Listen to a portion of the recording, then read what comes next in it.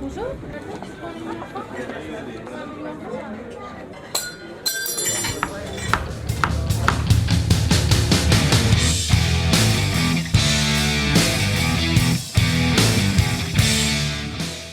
know some people get really pumped by the transaction. I don't. Yeah. To me, the transaction is somebody enjoying it, somebody biting into it and having a little, when you get the goosebumps when you eat something really good. For me, it's about the joy of the connection of people and food and sharing food.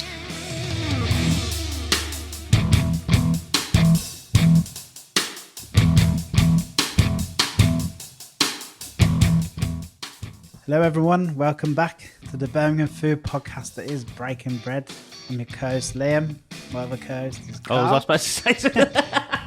I was waiting for checking the time. You do normally burst in, so I was kind of leaving you a little space. I'm Carl. I was giving a little bit of room, but if anyone doesn't know, I'm Carl. Hello. That was Carl. He does want a beer, honest. I know, I was checking the time. How's things? Yeah, buzzing, man. It's good, back wicked. in the flow now. We're back in the flow. Yeah, I hope you all loved the first episode with Chef MK from Raja Monkey. My favourite Indian Go and try it, man. Seriously, go and try it. Yeah, class. Where you been eating, man? Been to a few places recently. I went to eat Vietnam. I go to eat Vietnam a lot anyway, but the last time I went, it was a different level. It's like it's gone up another notch, and I didn't think there was any notches left. You ordered the whole menu, didn't you, as well? Well, we went with two people, and they were big eaters like us, and no offense, I'm sure. Yeah, no, I'll admit that's not a problem.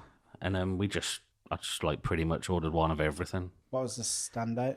The pork bellies were always one of my favourite things there. They just do pork really well. I had the crisp pork belly early is bird amazing. collab with the pork from Vietnam, and that was unreal as well. Yeah, but obviously you've got the Marmite peanut butter wings, which is always like one of my favourite things. Even they're that good. Even the cauliflower ones are good.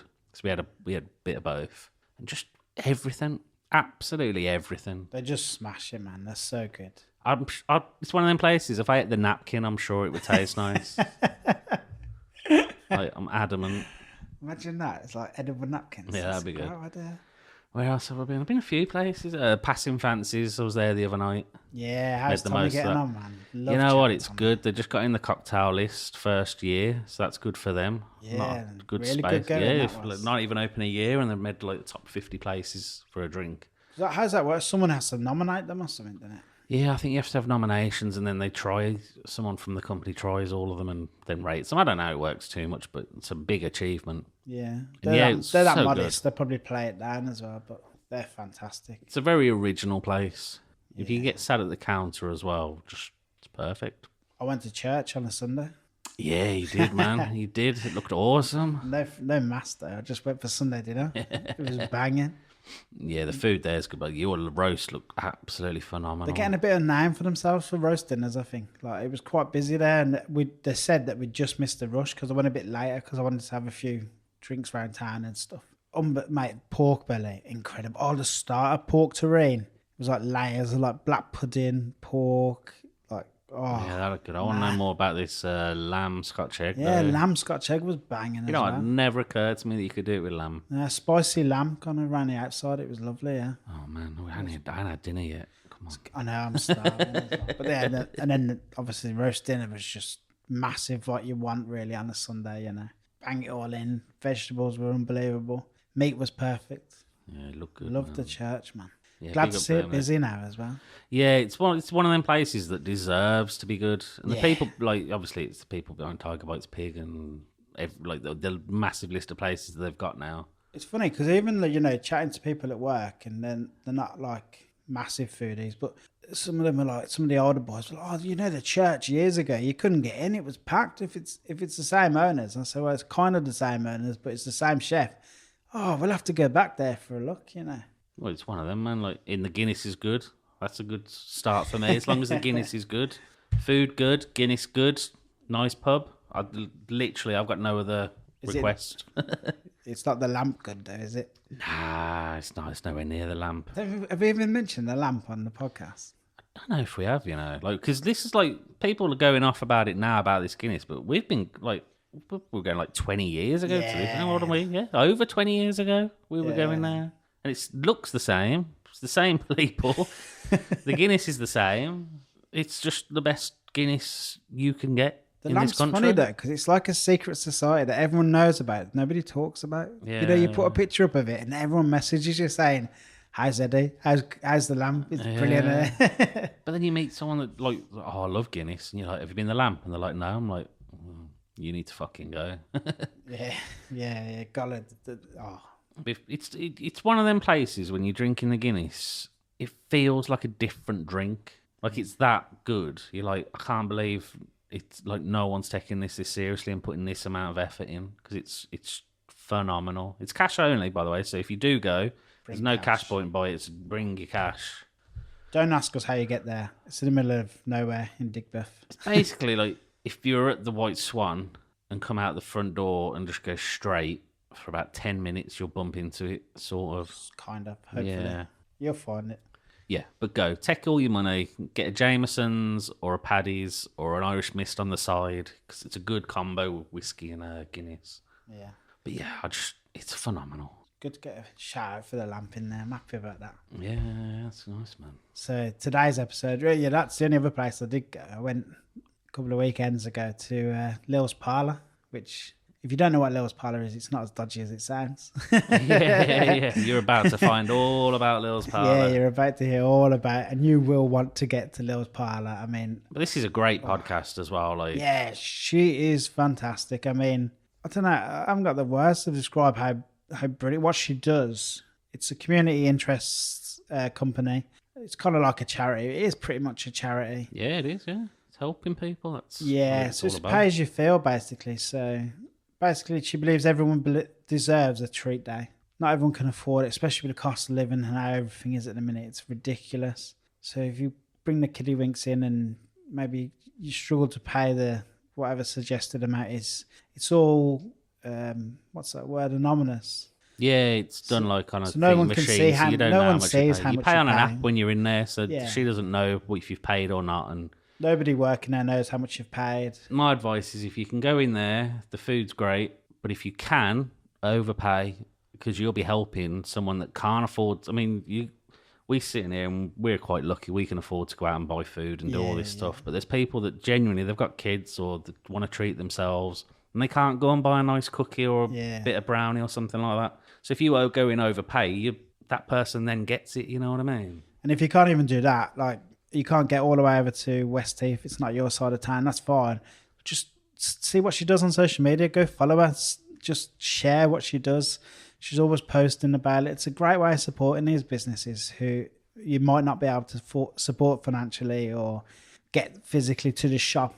Help them out online, just give them a share, like. Same with all kind of independent businesses. 100%, man. But it's an emotional podcast as well. It's good. We cover lots of bases, and she's very honest. It's fun as well, though. It's like, obviously we're doing it, so there's going to be like a fun element to it. And but she's fun as well. It's not all doom and crack, gloom man. and sad. Really good crack. Yeah, I mean, I had the cookies there the weekend. My Kinder cookie was just ridiculous. And my daughter said it was the best cookie she's ever had. I'll take her advice on that. She knows cookies. She's had a lot of them. Yeah, so hope you enjoyed this episode. If you do enjoy what we do, I know we just talked about it, but if you could give us some support, that would be amazing. If you would like to give us the price of a coffee or a pint, well, it's probably less, so it starts at £3.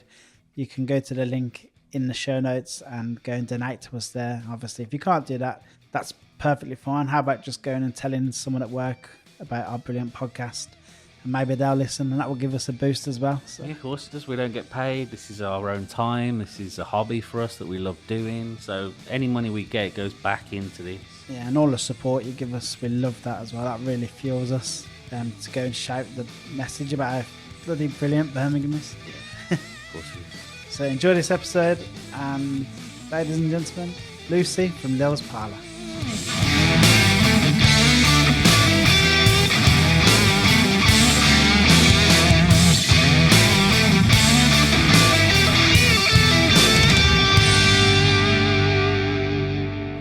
No, we're definitely not live. We're not live. No more live.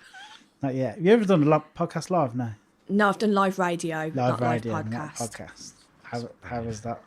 It was fine. It was all right. It's BBC Radio 4, so I had to be very on it. And it was it was over really, really quick. And the other time was Jeremy Vine, and he grilled me, and I could feel the sweat coming out of places I didn't know I could sweat. And at the end again, I was just like, I didn't swear. And that was it. It was all good. That's good, man. So here, Lucy. We're here, yeah, Lucy, not Lil. Not I Lil. have to keep saying not Lil, not Yeah. Lil, Lucy. I brought it on myself though, didn't I, guys? Let's be honest. I didn't make it easy for myself with the choice of name for the business, but there is a story behind the name. But people call me Lil, call me Oi, call me what? I just go, yeah, what? No. Might as well start there. What's the story behind the name? What's that? Yeah, so Lil was my... Who likes genealogy? Lil was my dad's mum. I lost my dad in 2006 to a really rare form of cancer, and that's when my life kind of changed. I was 26 at the time, realised that I was a pretty unhappy person for lots of different reasons. So that was really a turning point in my life. And when I started the concept of working for myself, having my own business, they needed to be with me. They, as in my dad, as in his mum, as in my mum's mum, my family, because family are really important to me. So Phil's Parlour, which was my dad's name, didn't really have the same ring to it. So we just went for Lil's Parlour. And Lil, all my family are from a very, very working class, poor Birmingham families. And they had this front room that they called the Parlour. And when you think of a parlour, you think of something quite grand and quite... It was not. It was really plain with a really old cloth sofa. Is that a Brummy thing? Did you have that at the parlour? Sometimes when I went to a few friends' houses, like we didn't, like, because we were Irish, we called things differently. But some of my Brummy friends, they said, "Oh, it's in the parlour." Yeah. It's like the front room, isn't Front it? room, yeah. Yeah, we used to say front room. That's again all my family. Yeah, Irish, yeah. And we That's the same weren't problem. allowed in the front room as kids. just for So show. all you want to do when you're a kid is go in this room. And I remember finally making it in there, and sadly it was when my granddad was really ill and they'd got his bed in there, and thinking, why have they been hiding for it? There was nothing in there. It was sad, really. But they were proud of it. And, you know, so that's why it's Lil's Parlour, because their names are in, like, because all these little people that you meet in your life, be it your family, your friends, it could be someone that you just bump into, once they all become part of your kind of DNA and what goes in. And what I'm doing here is very much about bringing people together. You know, I'm just a figurehead, so to speak. So it just seemed right that she stayed there, even though once I did have an email of a very angry lady who had seen Lil's Parlour on her husband's bank statement. He'd bought her a birthday cake, but she thought he'd been going for some like extracurricular activities at Lil's Parlour, and I had to explain it was for your birthday cake, and she felt terrible. And that's not the first time that kind of. But you know what? Keep people guessing. Why should a name be X, Y, and Z? Why should it? It's my business, my name, whatever. I'd have been like, why are you checking his bank statements? Oh, for? exactly. She Trust was has already mad. gone in that relationship. That's She was something more so deeper mad than as that. well. It's like, it was lemon drizzle. Is that a problem? Yeah. It's like, you what? I mean, to be honest, I never got to the bottom. Was it her birthday cake? To be continued. I don't know, because I never heard from her again. She might have been thinking, what? He never bought me a cake? It Could have caused a divorce. I don't know. Yeah, maybe you assumed that she thought it was a parlour, as in that kind of parlour, but maybe she did know it was a cake parlour. I thought, oh God, he's went to get cake, but it wasn't my cake. Yeah, it's just all too complex, This isn't could it? be anything, yeah. This is like Black When you Mirror or something. Google this business, because this is a really old part of Birmingham, there has been businesses and people here for like hundreds of years. There's lots of old Google pins still in that I've tried to remove. And there is, when you Google this building and look at the pins, there is a massage parlour over here. Nothing to do with me, I hasten to add. Nobody, I've asked other people in the buildings, they're like, no, nothing about that one. But, you know, again, not helping me, but there you I was go. going to say, why didn't you just Google it? And clearly she did. I was like, it's definitely a knocking shop. I know. God. Then people meet me and they're like, no, definitely isn't. There you go.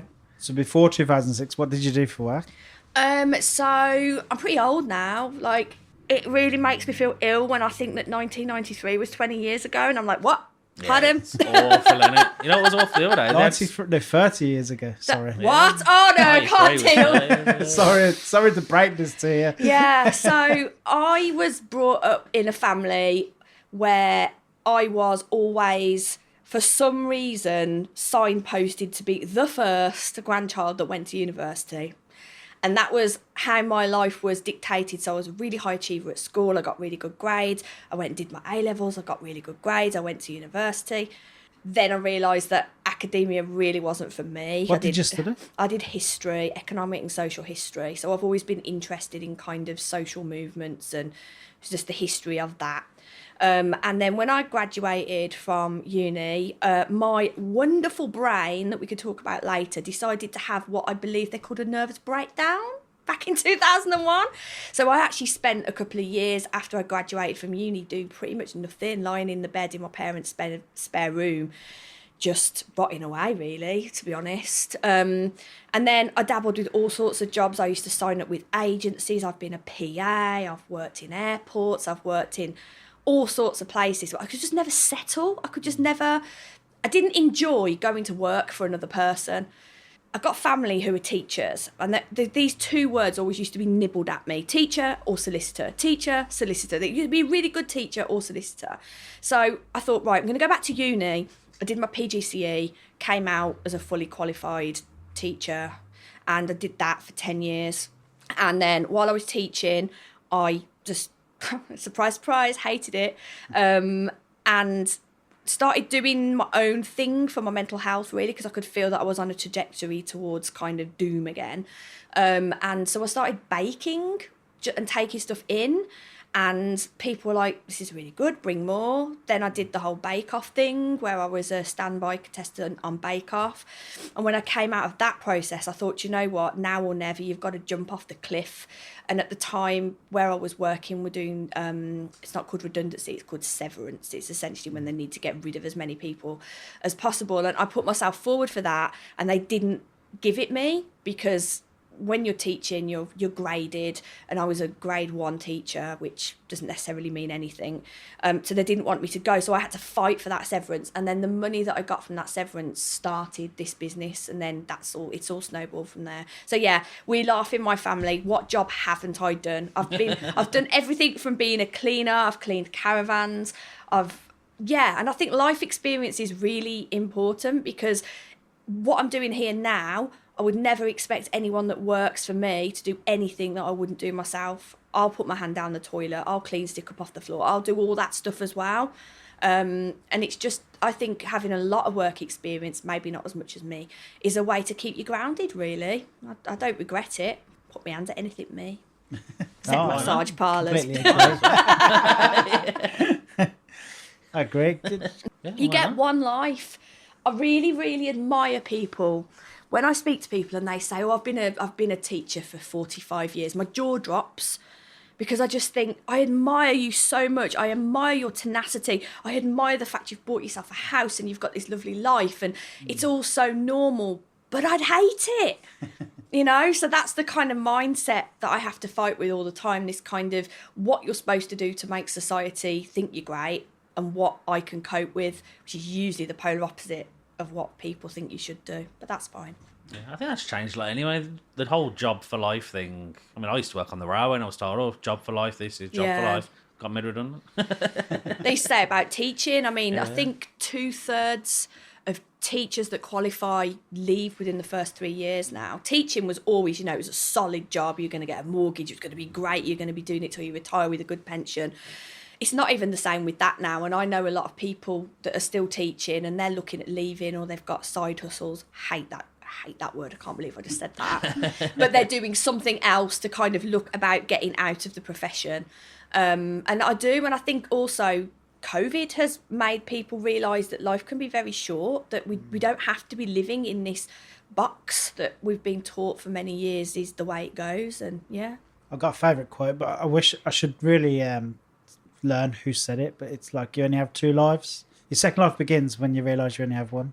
Exactly. Like, and there's been several things that have happened in my life, and it's probably taken me a bit too late to realise it, that is completely true. And You know, there's often been times when I've thought, if I, get a bit morbid, but if I died tomorrow, what would I have left behind? And there's times in my life when I've thought, absolutely nothing. Like, what would I have achieved? Nothing.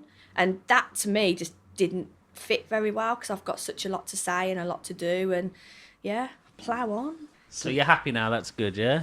Yeah. All good. You know, we chase happiness, don't we? Happiness is something that we feel we need to aspire to, even on a spiritual or a... Like it's some kind of destination. Yeah, it's a destination. But, you know, regarding the business, I don't think you're ever happy with your own business, because I think that is what fuels the fire. That's what kicks you up the arse to move on to the next thing. If you become complacent and you allow it to be, you know, it is what it is.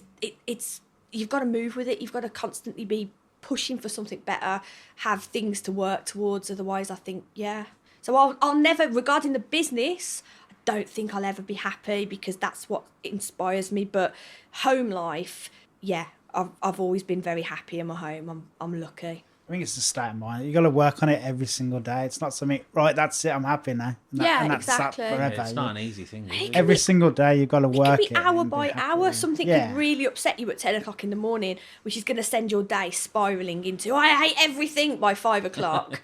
You know, and then the next day you might get up and that seems like a memory, and you think to yourself, oh God, why was I such a bad... I ruined yesterday because of that thing that, you know, I let another person or a situation spoil my day, and that's another day ticked off the calendar, isn't it? Don't let them do it. It's a common thing we have on this podcast when we speak to like chefs and business owners is if you stand still, you're pretty much dead, really, aren't you, like, as a business. I mean, even physically, if I step away from the business and have a break or a holiday, 10 out of 10 times I'm ill. As soon as I get on the plane, I'm ill, because it's like all of a sudden every bloody Christmas. Do you know what I mean? It's like, that's him. Every Christmas is ill. Christmas, I'm sick. this year I had COVID. I avoided it for nearly 3 years. Christmas morning, I woke up and I was like, Matt was like, do a test. Bang. Unreal. That was this Christmas. Yeah. But yeah, it is true. You've got to keep... I think a lot of people in the food industry are highly, highly creative. Mm-hmm. I think you get people that are very good with the numbers and the business. And you also get people that are creative and they want to create something different, be that a product or be that an idea or be that a space. And you've got to keep working towards that, what you want to do. Otherwise, like you say, you just stop and it feels done. I'm not saying don't take holidays. I mean, like, No. I'm not one of the American YouTube people. Like. Oh, God. It's only in the past probably couple of years that I have actually allowed myself to take holidays. But the problem is with the concept of holiday for me is I don't get a holiday unless I physically move away from this place. If I'm sat up the road in my house, I'm still going to be on emails. I'm still doing my DMs. I'm still doing all this.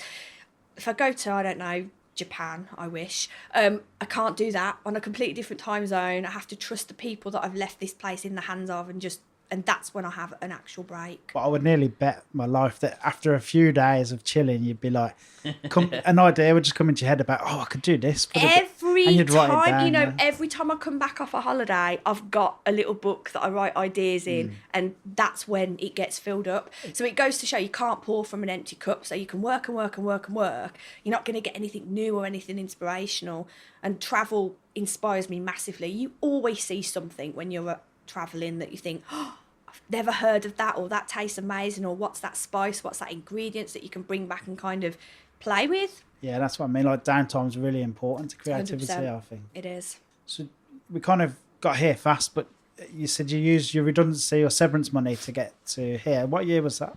Oh, so the day I walked out of that teaching job was my nephew's birthday. He was born that day.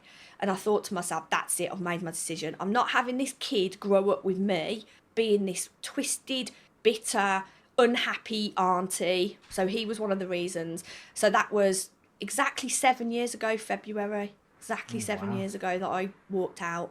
And I've not worked a day for anybody else since then. I don't know how, but I haven't. Could you bake before? I wish I had one of these romantic stories where I could say that I was sat with a pinny on with my granny making cakes. That didn't happen in my life.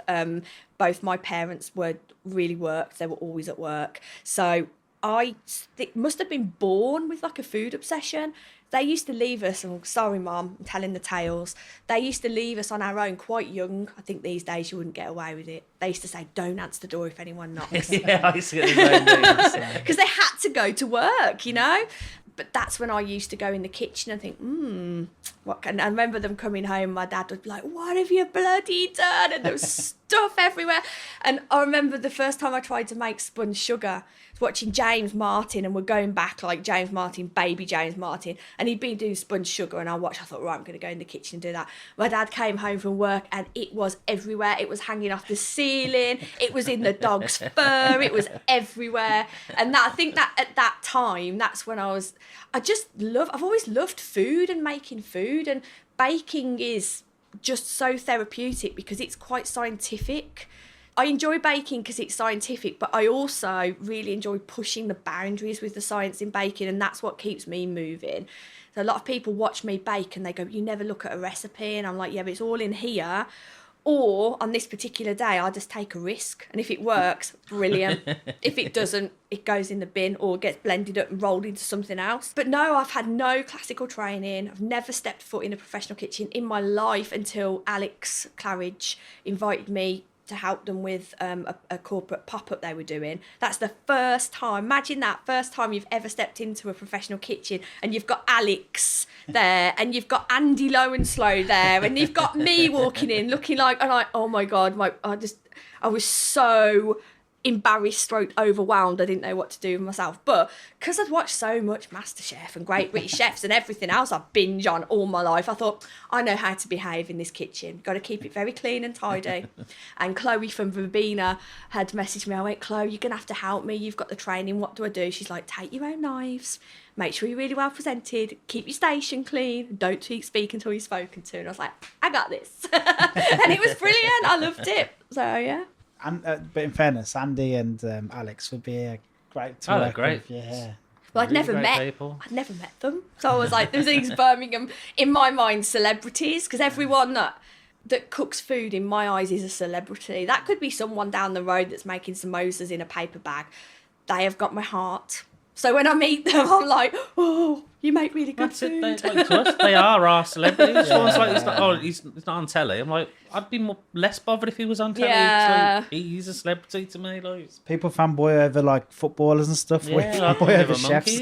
Oh, do you know what? When I was younger, I used to really love, what a nose. I used to really love meeting celebrity chefs. I've got photos of me with all sorts of them. The hairy bikers, Brian Turner, lovely Gary, what was his name? Gary Rhodes. Gary Rhodes. Yeah, he was legend. lovely to me. And Ainsley Harriott. And yeah, these guys were like, I was obsessed. Not necessarily, I did like take that a lot, but I also loved these. And the two fat ladies were my absolute favourite when I was growing up. And I used to watch Delia Smith. So these guys have been my teachers. They are my heroes. And still to this day, I watch them and I think, I watch a bit of old two fat ladies on YouTube and I'm just loving it. There you go. if you're going on, I like the old Floyd videos. Oh, I love watching him Floyd. cook. So my mum used to, she likes a drink of wine. She's not allowed to drink it anymore, but she did.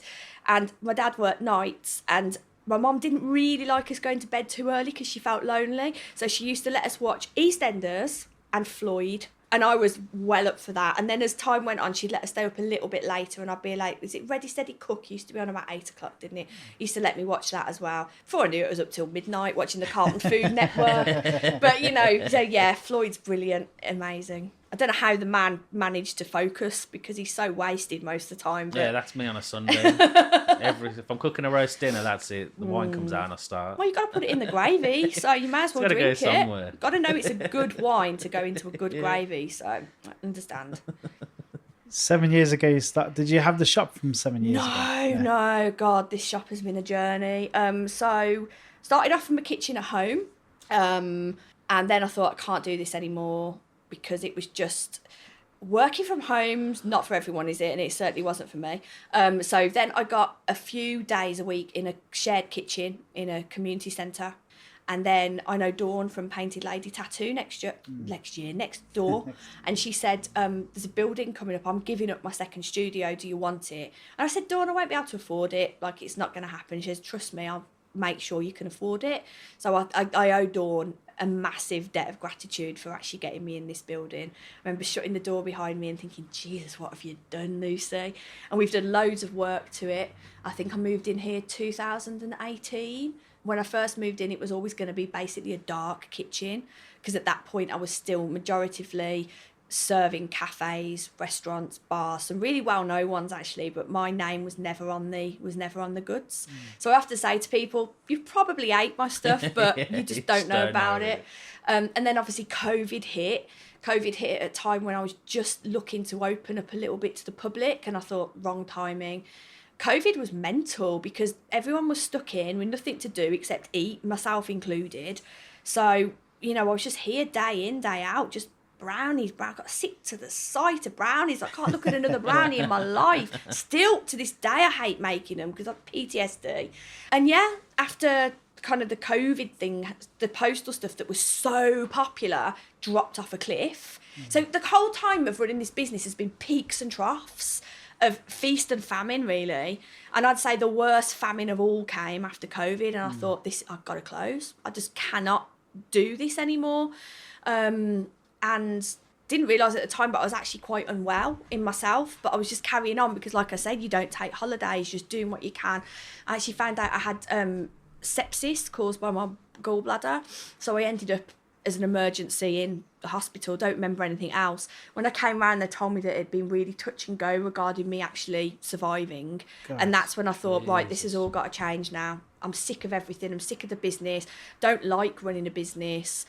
It's time for me to step out of this box that I was putting myself in because I thought that's what I should have been doing, and just do what the hell I wanted. And that was 2021, and I've not looked back since then. So what was it about running a business you didn't enjoy? Don't enjoy peddling for money. I know that sounds nuts, doesn't it? That really does. But I just don't enjoy. I know some people get really pumped by the transaction. I don't. Yeah. To me, the transaction is somebody enjoying it, somebody biting into it and having a little, when you get the goosebumps when you eat something really good. For me, it's about the joy of the connection of people and food and sharing food. The business side of it just wasn't for me. And I could have probably hired some business manager or something to come and do that part of me, but I hadn't got the money to do that. Yeah. So I had to make a decision that I had to put myself, heart and soul, into this and what I'm offering. And that's what I've done. And it's not been easy, and it's still not easy. But I'm still here. Do you know what I mean? Yeah. I'm still here. I've always felt a little bit, probably speaking a bit out of turn, but in regards to Birmingham, I've always felt a little bit, not an underdog, but just not seen because of the location that I'm in and various other things, possibly because I don't push myself enough because of my own self-esteem. But since I've been doing this, I've been seen and heard. And I think that's because I'm being my true self. I'm not trying to be somebody else. I'm not trying to follow a business model that everybody else is doing. I've got no passion about it. I'm here just unapologetically doing what I want to do for me, for my life, and for the community around me. And it's just all clicked, if that makes sense. Yeah, it does. Yeah, completely. What is it? People don't buy products to buy from people or something like that. Yeah. And especially in the cost of living crisis at the moment, there's a marketing term called the lipstick product. And during the war, but, a lot of economic history does go back to World War II because that's where we've got the most statistics. Women had the money for what they called a lipstick item, and in those times it was a lipstick. So you were thinking about, what can I afford? Well, I can't afford a dress, or I can't afford shoes, but I can afford a lipstick. So I've been looking at people's spending behaviours, and I feel we've gone a little bit back into that lipstick product at the moment. You're not necessarily going to cash out 150 quid on something, but if it's something that's going to make you feel good in that moment and it's a fiver, go for it. That's the pattern that I'm seeing with this cost. I could be completely wrong. Don't come at me. That sounds about right. Did you kind of have the confidence to change things up because it was kind of like the last roll of the dice? You're like, oh, fuck it. I might as well have a go. Yeah, I mean, pay as you can has been something that I've been pretty obsessive with for a long time because I believe in a world where the wealth should be shared. Not everybody agrees with me, and I've got a lot of stick for that. But yeah, it was the last roll of the dice, but it was also personally the last chance I felt I was going to get to be like, do you know what? This is really who I am. This is what I want to do. This is what I've always wanted to do. And yeah, the conversations around Pay As You Can and the amount of, I mean, I get probably 10 emails a week of other businesses asking me, I've seen you doing this model, we're really interested, we want to know about it. But I just don't have the time to kind of keep going to everybody and saying for free, because obviously this is what I'm doing, this is how I did, this is 10 years of research and economic study, here you go, here it is for you. I think sometimes people think that I'd stepped into this off a cliff, but I had the background. So thanks university for that, really, to kind of understand the economics around it. For anyone that doesn't know, as you're saying it, just as a basis, what is it? So Pay As You Can, in black and white, is exactly that. You can come here when I'm open. I'm only open on a Saturday, and you pay what you can afford. I've taken the feel out of it, because I think if feelings get involved, then it all starts to get a bit, because we all feel we should only pay X amount. So it's what you can. So it's looking at what you can and what you can't. There is a recommended price, because the community vocalised quite early on that they didn't feel comfortable without a guideline. I've set the recommended price probably a little bit lower than recommended retail price, just to kind of take those breaks off a little bit on the emotions. But there's an anonymous app here, and you pay what you can afford for what you leave with. We don't see it. We don't see any of the transactions. The only thing I see about the money is when I look at the end of the day. And sometimes I go, awesome, and sometimes I go, shit, that was really harsh. That's harsh. Do you find it balances out, though? Yeah, it definitely, it's really interesting, because the last month before Christmas for us was the most shocking financial period we've ever had. And you'd think at Christmas people would be generous, they'd be coming, but no, they're holding on to their money because they need to buy presents, or they need, I don't know, pay the gas bill or whatever. But since the New Year's come, it's starting to balance out a little bit more. So it's very much, you can't really look at things week on week. I almost try and look in quarters. Yeah. So I look at kind of 3 to 4 months at a time, and I can really see a pattern of, you know, how things are going. Sometimes it's great, sometimes it's dreadful. So it's just, you know. I was going to say, it must be a nightmare on the cash flow for the business, though, trying to figure out. It is. I mean, to be fair, I've always really struggled with cash flow anyway, because, you know, ADHD, I'm not exactly very mathematically minded. I've always had people that have controlled my capacity for spending, which is, I get an idea, I do it, and then I think that didn't work, and then I move on to something else, and then I've wasted the money then. You know, like when I bought a chocolate tempering machine, and that lasted all of 2 months before I sold that. But it's about, I have to be really, really spendthrift. So number one, I don't pay myself a salary, which usually makes everyone go, but it can be done. 2, I look at all our ingredients every week. So I've got spreadsheets, and I see who's selling butter, eggs, those things that have all gone up 40%. And my menu changes every single week depending on the price of what I can get stuff. So it's all about, I hate to be a little bit, I always feel like I'm being a bit Scrooge McDuck, but I do have to look at the bottom line all the time. I can't take my eye away from the bottom line, because if I do, it will get out of control really quickly. It would be really easy to go to Booker because it's cheaper. Because it's easy to get my chocolate, but I don't, because sorry, Booker, you are way more expensive than other places. I know I can get it. So it's about shopping around, you know, and you're never going to come here and see the same thing on the counter every week. You're just not. And I think sometimes that annoys people, but I have to kind of educate that that's not I can sell what I can afford to make. It's quite nice. Well, it gives you a reason to keep coming back. Exactly. And I always say I would not put anything on that counter that I would not scoff myself. And I truly mean that. Like, I would never, ever, and I am so fussy about food. And people have said to me things like, well, why don't you use margarine instead of butter? Not in a million years. I would rather go out of business than feed people chemical plastics in their food, right? Yes. Just the way I am. Chocolate, I'm the same. I'll use one particular chocolate maker. It's Belgian chocolate. Certain things there's just no question. I mean, I know there's actually no such thing as a free range egg at the moment because of what's happening with the battery, with the barn eggs because of the avian flu. But again, I'm fussy about where I get my eggs from. I've actually got someone over in Alvechurch that does the eggs for me.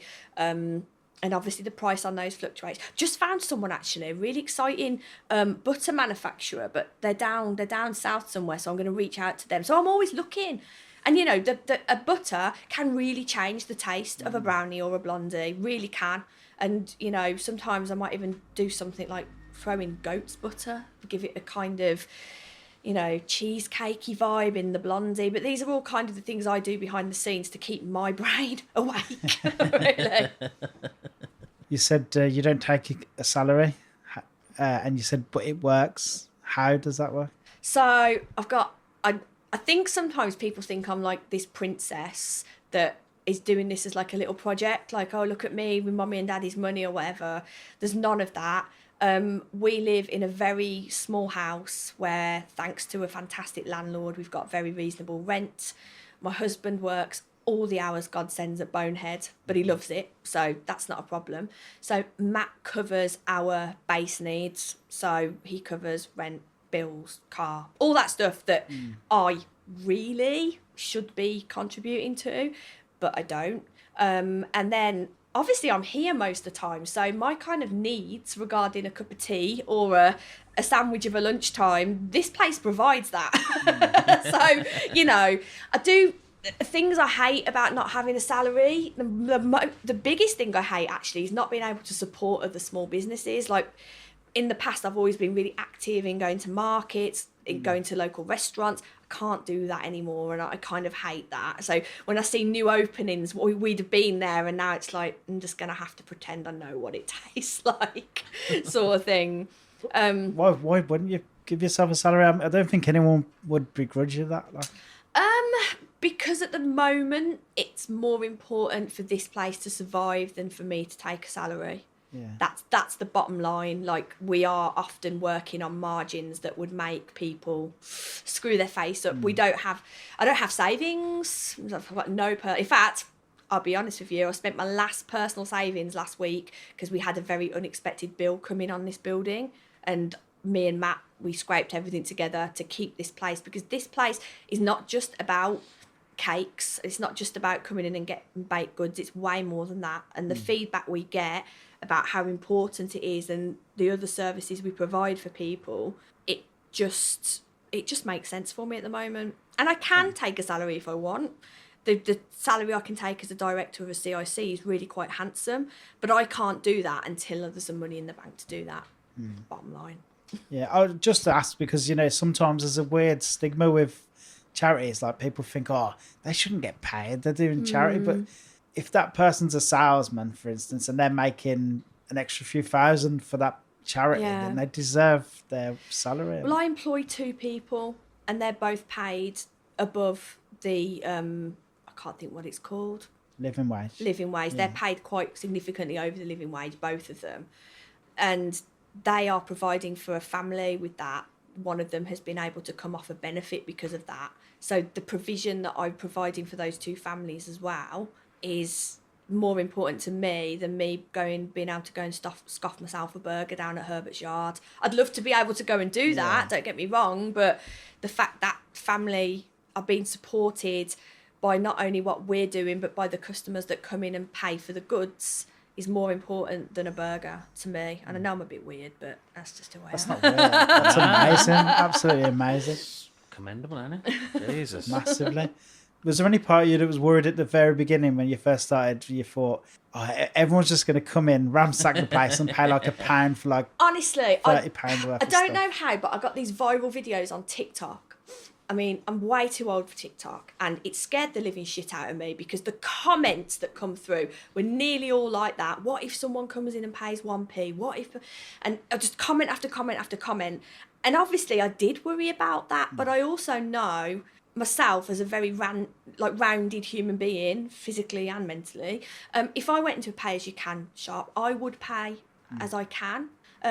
Grace and Perry's exhibition at the Mac at the moment is pay as you can, and because of that I was able to go I was able to go. I paid the recommended payment, which was less than the payment above. But because of that, and because of that generous offering from the MAC, I could go for my mental health. So, and that's the cycle that's going on here, really. I have had people come in and I've thought, interesting, but I've had to teach myself not to be judgmental about that, because I don't know how many kids they've got at home. I don't know what their situation is.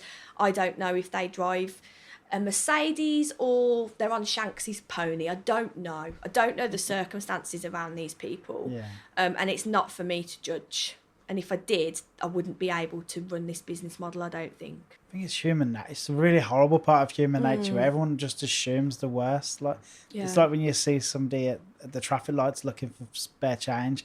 Everyone's like, "Oh, I bet he's got like a nice house. Look at his Nike trainers." Yeah. And I'm trying not to get emotional down, like? talking to you, because I can feel myself getting like welling up. But I've had people that have been so generous about what we're doing here. And these people, they're not millionaires. They're not wealthy people. A lot of the people that support this place wholeheartedly are so normal. Had someone, a lady, that donated her winter fuel payment. And I mean, how do you even thank someone for that? And she came down at Christmas and I cried all over her and we had a hug, and she just said, look, I grew up in nothing. I know I grew up around here with nothing, and I know the children around here and the families around here that you are helping, and without this they'd have nothing. You know, and there's people like that just blow my mind every day. Even someone that comes in and pays 20p more, you know, that's amazing to me. Because Birmingham and Brummies, I think, are some of the nicest people. We get such a shit, like, you know, Birmingham. But honestly, I'm so proud of being a Brummie, because community here is so important to a lot of people, and so many different communities as well. You've got the Irish community, the Bangladeshi community, the Pakistani community. Everybody comes here and everybody's welcome. Yeah. And, you know, being a Brummie makes that possible. You couldn't do that everywhere else in the country, I don't think. No. Maybe you could, but I don't think you'd find it anywhere where it's quite as easy to be inclusive as here. Definitely. I mean, we've got such large communities of all of those that you've just listed, and on the whole, we all get on really well, you know. Exactly. Yeah. I just think it's incredible, and as you know, just going back to food, so many foods that I've tasted being a Brummie that I would never have able to have done if I'd have lived somewhere else. You know, even when I was at school in the 80s, we had a couple of, I think they were from India, and they used to bring in the sweets, and I can remember the taste, I can remember the texture, I can remember having my mind blown. And we had another boy in the class that was from Russia, and he brought caviar in. To school? To school. Because they'd come back from Russia, and I mean, I am from Hall Green, don't you know? But no, Nicholas Vates, and he brought caviar in, and we all got to taste it. That's really sad in schools, they're not allowed to do that anymore, actually. Don't start me on that. But, you know, this is all because we live in such a multicultural place. I didn't like that caviar, and I still wouldn't thank you for it. Just putting it out there. I'm a very plain eater, apparently. So, doing the amazing stuff you do here, everyone must love it. You never get any shit online. Oh my God, I get trolls coming out my arse. No way. How much do you say without sounding like an idiot? So when I first started the Pay As You Can, lovely Birmingham Live did an article about me, a little bit misquoted. The guy that came was smashing that did the article, but he said something in the clickbait, something like, Birmingham's poorest neighbourhood to get, and I thought straight away that's going to get people's backs up. Yeah. Because I don't give a shit what you do. Aspirational poverty is a thing. Nobody likes to be told they're poor, even if it's in front of their face. So I thought, I'm going to get shit for this. And I actually did. Someone put a letter with some poo on it through the letterbox saying, we don't need this here. So... It said Northfield. It said Northfield... Birmingham's poorest, and I was like, I don't think Northfield's that big. Yeah, it's a really interesting area, this is. So I am sat on the fault line right here in the shop between Northfield and West Heath. Yeah. And according to Birmingham City Council, Northfield and West Heath have got a different councillor, they've got a different neighbourhood officer, they've got different bobbies that go up and down. So I am one half of both. So when you look at the ONS data, Northfield's really interesting because you've got some really high income families, but then you've also got some of the poorest in the city, same in West Heath. So you've got this real kind of scales, but it's the same everywhere, I think. Yeah, I think so. You can't look at a person and assess whether they're rich or poor, you know? But I think I've had a lot of discussions with people. Why are you in Northfield? Why not? Yeah. It's not a horrible place. It's actually really nice. Yeah. You know? And I have had people say to me, you know, I see sometimes people order stuff in the post and they probably live Bourneville or Sturchley, and I think, and they say, oh no, we don't know Northfield. But think of that what you will. It's mad. I read the article today because, believe it or not, I actually did some research for a change. Congratulations. I read it and I read was that like, article. did a double take when I read the headline. I was like, really? Yeah, the headline doesn't represent the article at all, does it? Well, I would say, and I'm not trying to defend Birmingham Live, is that they have specialist headline writers. Yeah. So the person who done the interview probably wasn't the person. No, wrote. I don't think he was. No. And to be fair, he did send me an email because I said, look, really appreciate this article, but I'm getting some hate mail and I don't think I really should be getting it. And they changed the headline, but when you go on the article now, it still says it in the search bar. Yeah. So, you know, I was quite proud because I'm very protective over Northfield, believe it or not. I'm very protective over this community. You're such a big part of it. Why wouldn't you be? Yeah, and I honestly, we have some right scary looking people coming in here occasionally, but they have got a heart of gold and they're lovely and they're just proper, like old school Brummies. Do you know what I mean? You know, I just think people around here, they work really, really hard. Majority of the people that work in this area are in some kind of manual labour. But then you've also kind of got kind of blue collar officey staff as well. But everyone that comes here is working and they're on their arse and they tell me about the problems they're having with their finances and bills. And, you know, there have been times when I've given out blankets because people have come and said that they're so cold. They're unable to do their work at home because they're so cold. So I've went out and bought some blankets and handed those out. And these are, I think that article likes to suggest that I'm helping people that aren't helping themselves. But how does anybody help themselves in this set of circumstances at the moment? Stop judging. Like, literally stop judging other human beings. It drives me mad. Yeah. A lot of times to make themselves try and feel better about themselves by Yeah. judging others. You know. So Birmingham is a very aspirational place, and I think it is.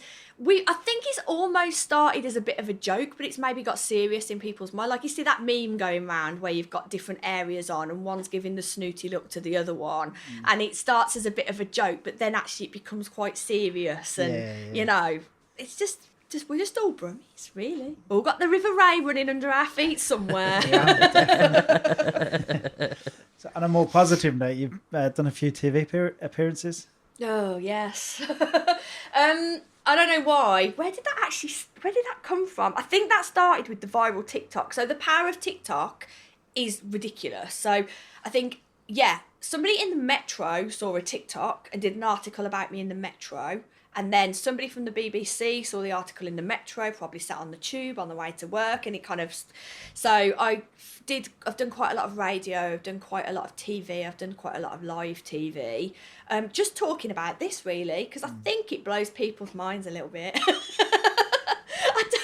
I think that, but it's inspiring as well. Yeah. I like the last thing I see myself as, hand on heart, is an inspirational person. I see myself as a bit of a gobshite that's got a lot to say, who just decided they were going to do this because they're stubborn and it's going to bloody work. So inspirational, maybe, but that's not how I see myself at all. Well, I think you are. And you've been on The One Show? Yes, so The One Show came and did, and most of the things that I've been involved with have been to do with the cost of living crisis, which, don't you hate the way the press in this country, everything, it's got to have a tagline, cost of living crisis, Brexit. Got to have an angle to What's it. that one they're doing about Harry? Oh, they always have to getting mad. Got to give it an angle, haven't they? So they wanted to come and do about cost of living crisis. So I thought, it's going to be really miserable. Because Newsnight had been the week before, and that was pretty miserable. So when The One Show came, they sent the most gorgeous presenter, and I said, look, I don't want to be portrayed as an angel. I don't want to be portrayed as, you know, giving out alms to the community. She was like, no, we're going to completely, you're in control, we're going to completely twist it. And they just did the most positive, amazing, I think it was 2 minutes, not even that. So that was the one show, and they were brilliant. I loved it. That's good. So, man, I can't think of the one show about the scene in the royal family, you know, when they're all sitting there going, what?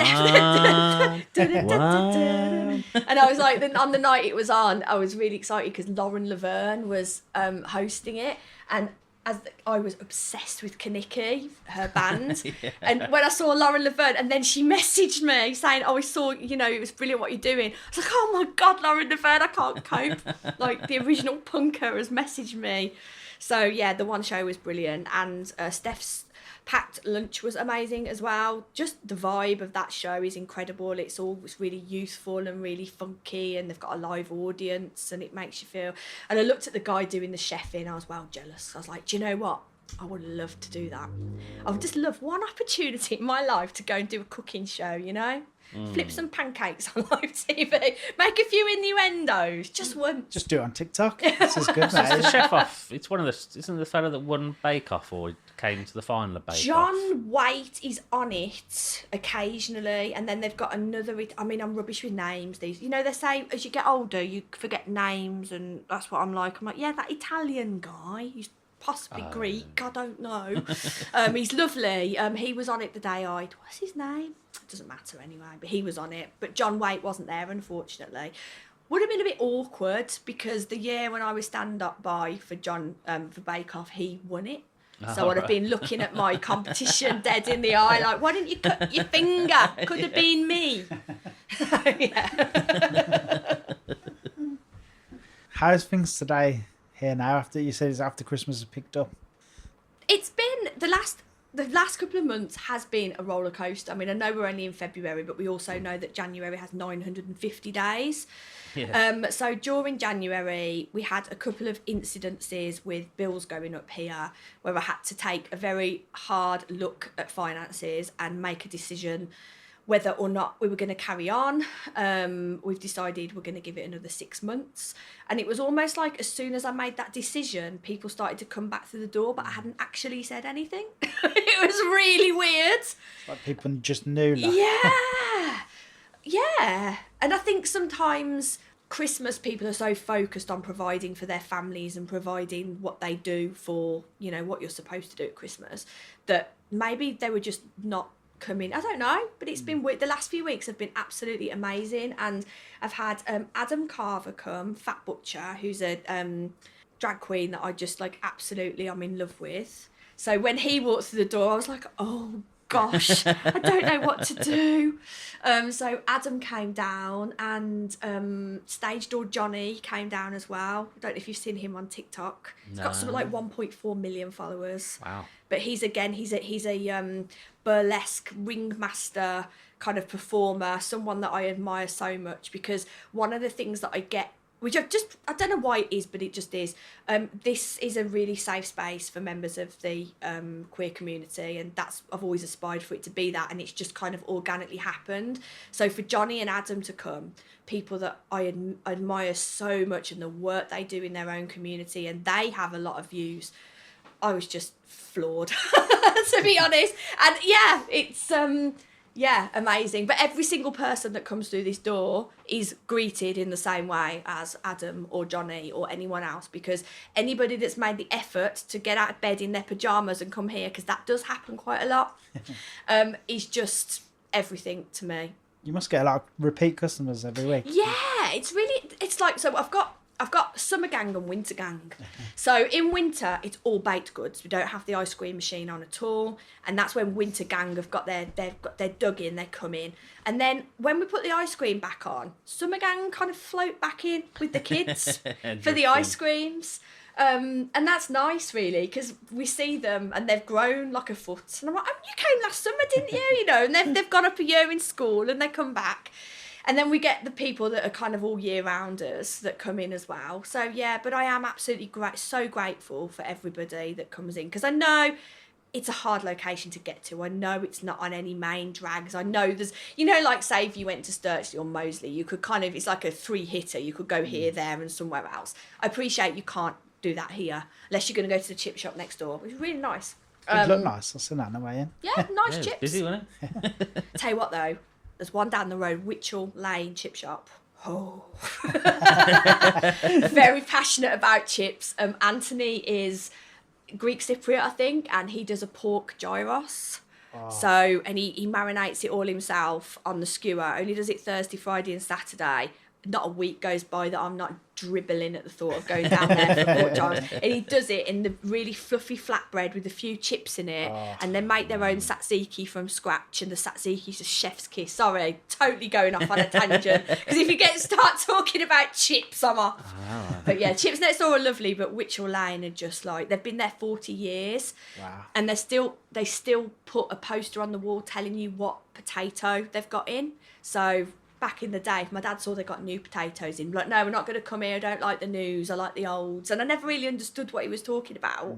But now I do appreciate that different potatoes make different chips. But yeah, just a little plug for Anthony there, because he's really great. Good on him. Yeah, man. See, I know you said you got a lot of businesses contacting you because they're interested in the whole business model. Do you think it could work for more businesses?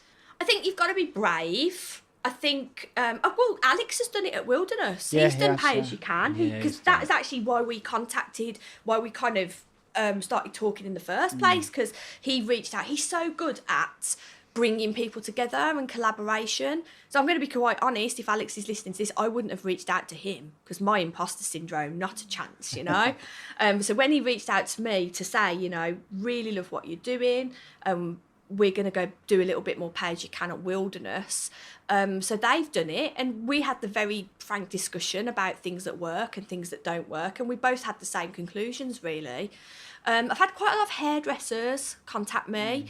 There is actually a hairdresser in Leeds that's doing it, because this is quite a funny story, actually. She saw me doing it on TikTok, started doing it.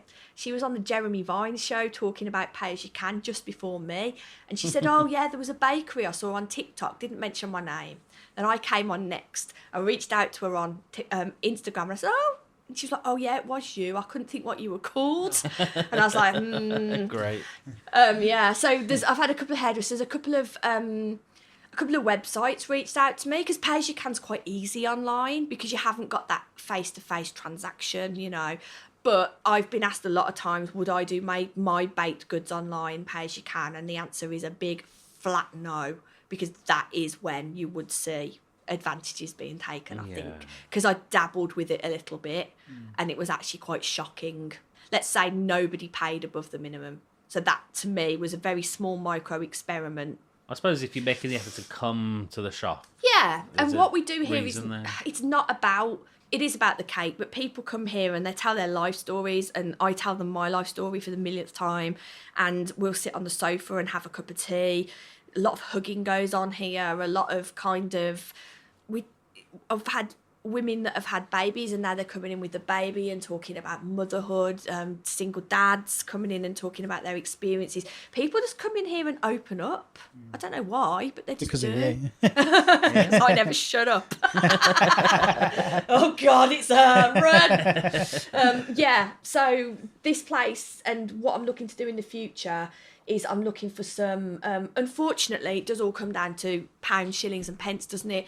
And I've been speaking to quite a few customers, and they've been talking about how loneliness working at home is quite a thing, that they're on Zoom all day, they're not actually communicating, and they just miss human company, and they feel like they've maybe not lost their friends, but they've lost contact with their social circles.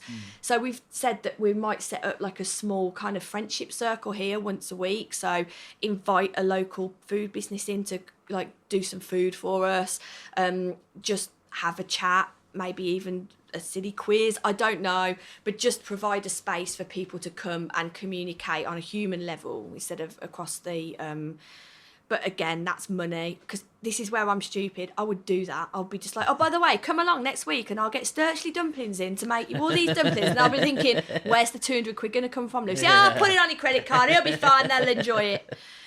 That's what goes on in my mind, but I have to be very realistic now. So there is I've got a neighbourhood officer with Birmingham City Council. Birmingham City Council at the moment are apparently really looking towards community regeneration and community warming at the moment. So there's little pots of money, they always say, so you never get your hopes up.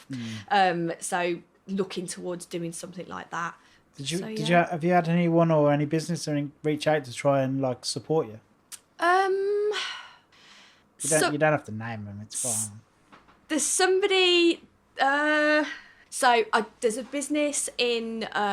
They're like a PR communications payroll company, and their director really loves what I'm doing because he's been brought up in similar situations to me and some of the people that we help, and they paid our rent at Christmas, which was an absolute godsend. Like, I couldn't have thanked him anymore if I could have tried. But majoritively, our finances come from the baked goods sales. That's where they come from. We don't rely or expect donations. If a donation comes through, I am absolutely floored. I was about to say, you'd welcome it there. Like, so if anyone's listening... It's really hard, isn't it? You don't, because we're a CIC, we're a community interest company. What that means is our profits are anything... all has to go back into the community, and we have to do a document that goes off to the CIC Commission every year to prove that. We're actually as highly regulated as a charity, but the difference is I am the director and can take a salary, whereas in a charity you'd have a group of trustees that were all volunteers. And when we looked at structures for the business, I was not in a position to step away and become a trustee, because I've been working towards this for a long time, and to step away from it and go, it's all yours now, I'll just become the CIO and skim some money off it, didn't sit well with me. So, donations are great if we get them, but if we don't, we plough on through. So the best way, if anyone's listening and wants to support, is to come down and buy cakes. Absolutely. That's the best What a way. win. You get cake at the end of it, it's always going to go well. 5 years old. A lot of what I do here, like you might have noticed, sitting in a room which is majoritively pink with rainbow brights, I take a lot of my inspiration from pop culture, and got just kind of blobby bar. But I laugh because a lot of kids now want to know who blobby is. Do you know, it's so much fun. Their parents missing out bring so them much. in. They bring them in and they buy them a blobby biscuit and they say, I'm going to make them watch it on YouTube tonight. And I say, come back, feedback. I just know something about Mr. Blobby was just absolute. I was about 12 when he came out, and I just thought he was just the funniest thing I'd ever seen in my life. Would they get away with it today? Not a chance. It's just pure joy. Yeah. As soon as I see him on telly, I'm instantly happy, and I know I'm about to laugh. So he can do anything. This it's is insane. a Breaking Bread kind of exclusive, but at Christmas we did our free grotto. At Easter we're doing another similar thing, an Easter egg hunt, but we do not want the Easter bunny. The Easter bunny's everywhere. We're going to do a blobby Easter. Nice. So we've booked a Mr. Blobby to come down for a couple of days. I've told, hands off Mr. Blobby. So it's going to be so camp. I can't wait. So we're going to have Mr. Blobby here for a couple of days at Easter, and that is exactly what Lil's Parlour is trying to do, is create joy, and Mr. Blobby creates joy. Definitely. Cliff Richard 100%. calendars create joy.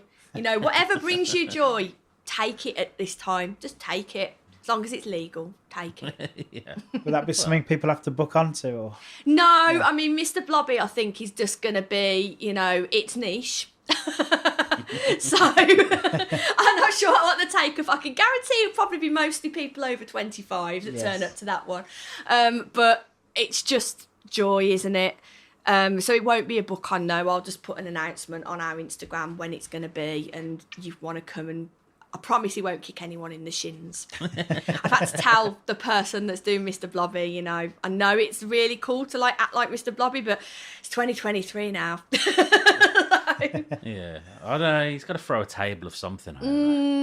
Dive onto something. Oh God, the costume's so funny. terrible. It's an inflatable one with inflatable gloves. Sorry, what did I say in costume? Mr. Blobby's real. He lives with Santa, the Easter Bunny, and the leprechauns. What am I saying? He's flying down. Yeah, he is. Didn't he have a plane? I'm sure he had a I think he's blobmobile, had didn't everything, there? I know. There was definitely a blobmobile. He had a Christmas #1. Oh, I'm going to tell this because this is just, sorry, Marianne. So my best friend, Marianne, has been my best friend since we were 11.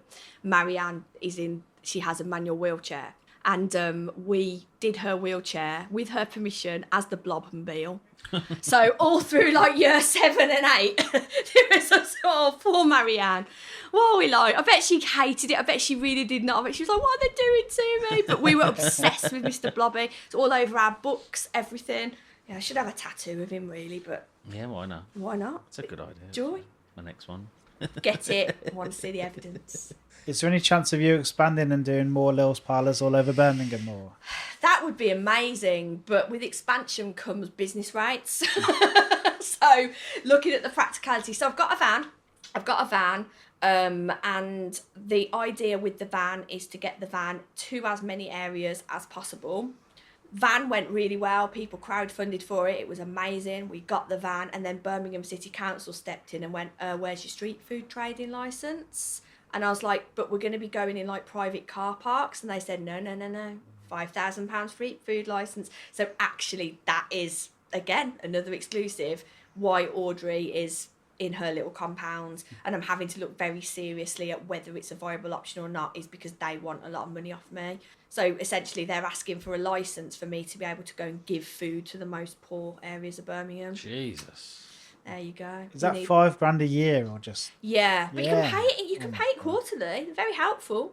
I thought you could in car parks. No, It's never. really tricky. So Yeah. I spoke to a police person about this, and if you are in a private car park and you have a written agreement with, say, the social club, a signed written agreement that you are there on a private arrangement, you don't need the licence. However, if somebody walks in off the street who has not made an appointment and buys something off you, you are then in whatever of this contract, and then they can give you the £1,000 on the spot fine. Oh, Jesus. So, but it's a really tough one, isn't it? Because I think if you were going to try, I mean, I don't know this, people can reach out and let me know, because I've not ever done street food trading. But I think if you trade somewhere like with Digbeth Dining Club, I think they cover that. You don't, you're covered by, I don't know what the arrangement is there, but I guess there's some sort of financial exchange between one and the other. So you're safe there.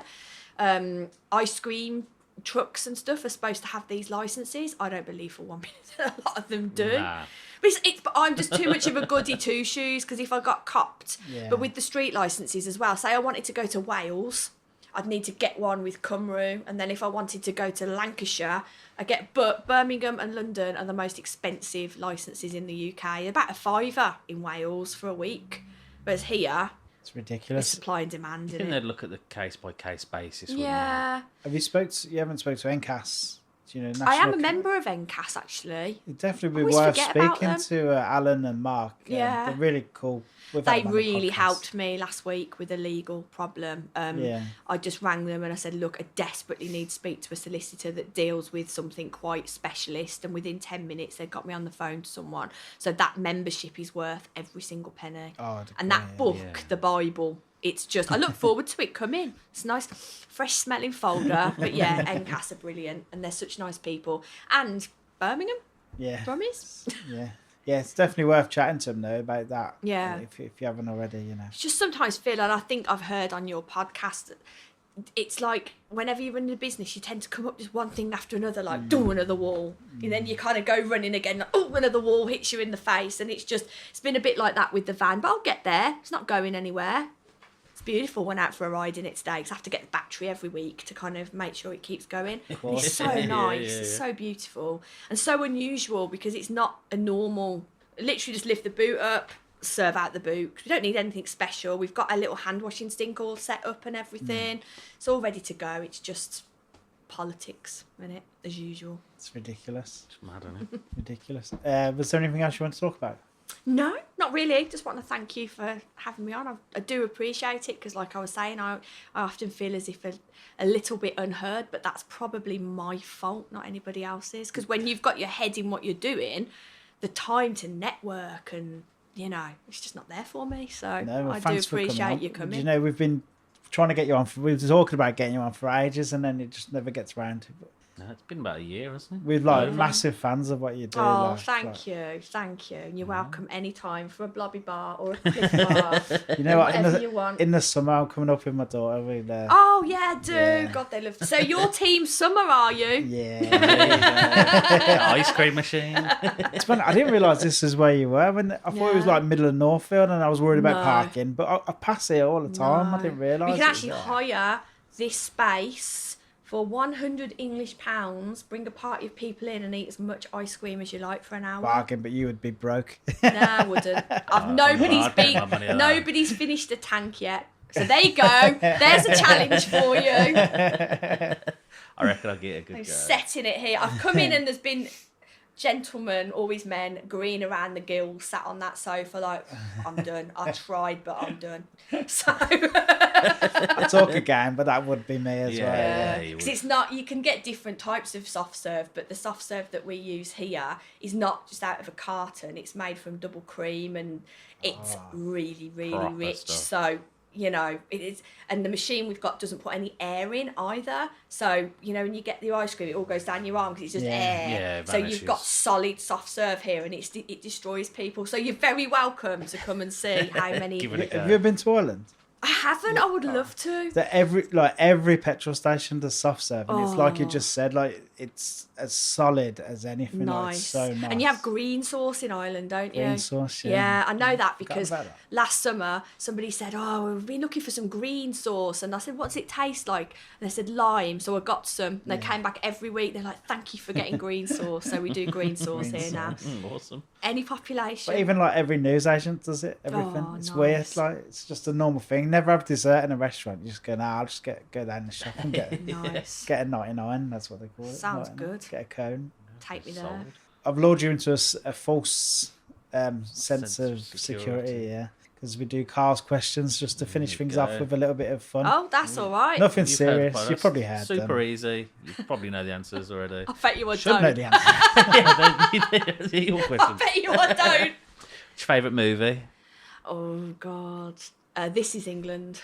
Good choice. That's my I don't favourite think anyone movie. said that yet. I'm surprised no one has said that actually. The original one or which one? The There's original. only one film. There's isn't only there? Was one it the film? but And I then the love rest the are series serious. as well. The series are unbelievable. Well, I that's the next question. What's your favourite TV show? Um, This is England '86. no, actually, it's EastEnders. A little bit more depressive. No, I've watched EastEnders since it came out when I was 4. And yeah, but This Is England, and I love Mike Lee. I love any kind of kitchen sinky kind Yeah. of stuff. That's my vibe. Nice good and one. happy.